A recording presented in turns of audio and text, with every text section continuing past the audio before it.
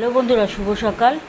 আজকে আমার একটা ঘটনা ঘটেছে কি, আমি রোজ সকালবেলা তারামা মন্দির আর জয় শ্রীরামের মন্দির আর কালী মন্দিরে তিনটে নমস্কার করতে যাই যেদিন শরীর ভালো থাকে বা বৃষ্টির পরিমাণ কম থাকে। আজকে তারামা মন্দিরে নমস্কার করতে গিয়ে আমি এই পদ্ম ফুলটা পেলাম। পদ্ম ফুলটা না, এই দেখুন, পদ্ম ফুলটা পেলাম। পদ্ম ফুলটা ওই যে পা মুছে যে পাপোশ ওর ওপরে পড়েছিল। কেউ কি দিয়ে গেছে, দেখুন পদ্মফুলটা শুকনো শুকনো, কেউ কি দিয়ে গেছে, আমি সঠিক জানি না। আমার মনে হলো কি যে না, আমি পদ্মফুলটা বাড়িতে নিয়ে যাই, ঠাকুরের কাছে তো লাগাবো না, এমনি জাস্ট ঘরে ঠাকুরের জন্য রেখে দেবো।